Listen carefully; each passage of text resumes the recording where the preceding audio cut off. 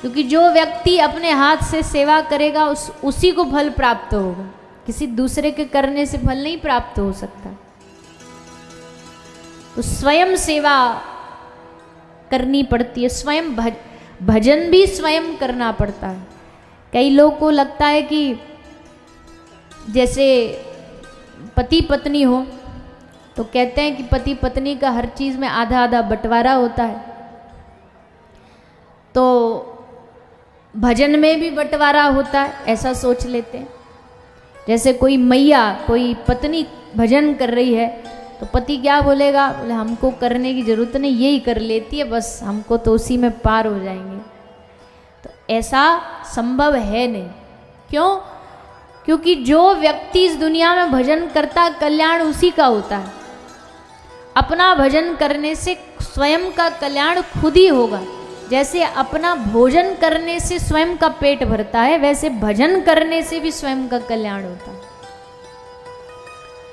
बोले फिर क्यों कहते हैं धर्मपति धर्म पत्नी आधे आधे होते हैं? बोले वो आधे आधे पुण्यों में होते हैं। पुण्यों में मतलब नियम है कि कोई पति दान करेगा तो पत्नी को अपने आप उसका आधा फल प्राप्त हो जाएगा, यज्ञ करेगा तो उसमें आधा आधा मिल जाएगा। पर भजन में कोई आधा आधा नहीं है, संपत्ति में आधा आधा मिल जाएगा, लेकिन भक्ति में भजन में कोई आधा आधा नहीं। यहाँ सबका भजन अपना है, कोई किसी के भजन को ले नहीं सकता। हाँ, ये जरूर लिखा है शास्त्रों में कि जिस परिवार का एक सदस्य भजन करता है तो उससे भगवान फिर सबका कल्याण करने का मन बनाते हैं और दूसरे जो परिवार के सदस्य हैं उनको भी भक्ति में जोड़ देते हैं।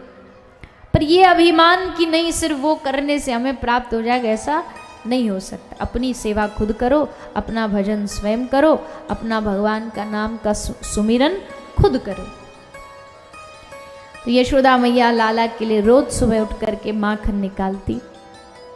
पर आज श्री ठाकुर जी यशोदा मैया के सामने आकर के बड़ी जिद करने लगे। जिद का ये बात की, बोले मैया हमको माखन चाहिए। मैया बोली वही तो निकाल रही हूँ। बोले नहीं, अभी की अभी तुरंत चाहिए। बोले थोड़ी देर तो रुक जा, थोड़ी देर तो इंतजार कर ले। बोले ना ना, हमको तो अभी के अभी चाहिए। मैया बोली अभी के अभी तो कल का है, पुराना, पर बासी माखन खाएगा तो पेट में गड़बड़ होगी, अपच होगी।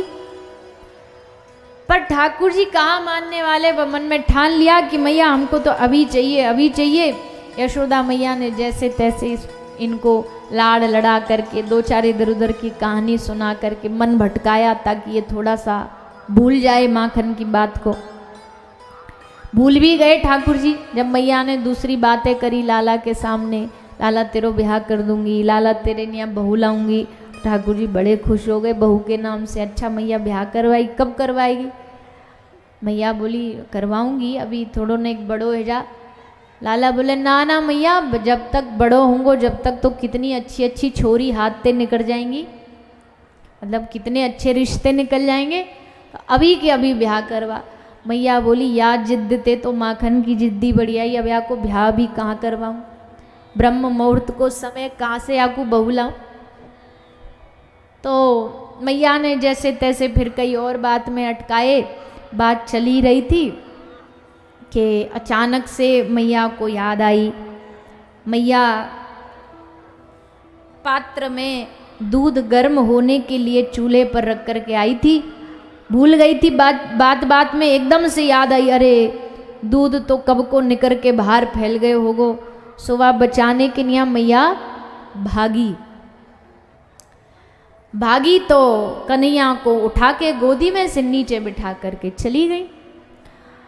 अब तो महाराज ठाकुर जी यही बात में नाराज हो गए। बोले यहाँ पे क्यों नाराज हुए? बोले यूँ नाराज हुए, बोले मैया को हमते तो प्यार है नहीं, मैया को दूध ते प्यार है, दूध बचाने चली गई। सो नाराज हो गए। और नाराज होके क्या किया?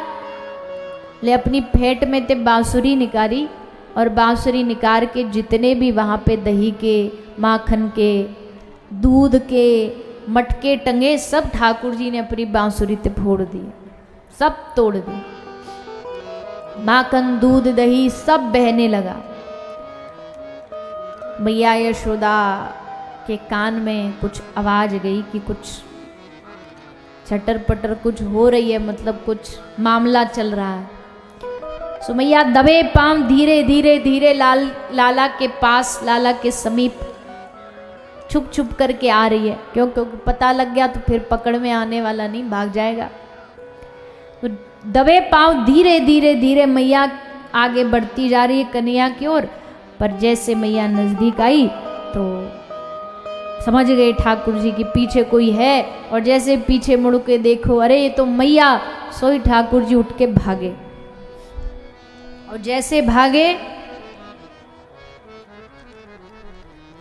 मैया ने कही कि आज कहीं तू सोच रहे हो है कि तू भाग जाएगो मेरे हाथ ते बच के, तो ऐसो ना होगो। आज चाहे कुछ भी हो जाए, आज मैं तो को बांध के रहूंगी, पकड़ के रहूंगी और दंड भी दूंगी। सो यशोदा मैया भागती भागती गई और जाकर के लाला को पकड़ने की कोशिश में पूरे आंगन में घूम रही है। पहले तो खूब ठाकुर जी ने घुमाया मैया को, खूब पसीना में लथपथ हो गई, थक गई। अंत में जाकर के जब मैया बोली, अरे कन्हैया, अरे भैया कितनों घुमावे गो हमारे पकड़ में, अब तो आ जा। ठाकुर जी बोले अब आ जाएंगे। क्यों? क्योंकि जबरदस्ती हमको पकड़ने की कोशिश करोगी मैया तो हम काई के पकड़ में आने वाले नहीं हैं। जब हाथ उठा के कह दोगी ना कि हाँ, सबके लिए बात लागू होती है। जब तक भगवान को अपने बल से पकड़ने की कोशिश करोगे नहीं पकड़ सकते। जब हाथ उठा के कह दोगे कि प्रभु अब हमारे बस की बात नहीं है, अब हम हार गए, अब आप ही बचा सकते हो, आप ही आ सकते हो, तब ठाकुर जी आते हैं, पकड़ में आते हैं, बंधन में आते हैं।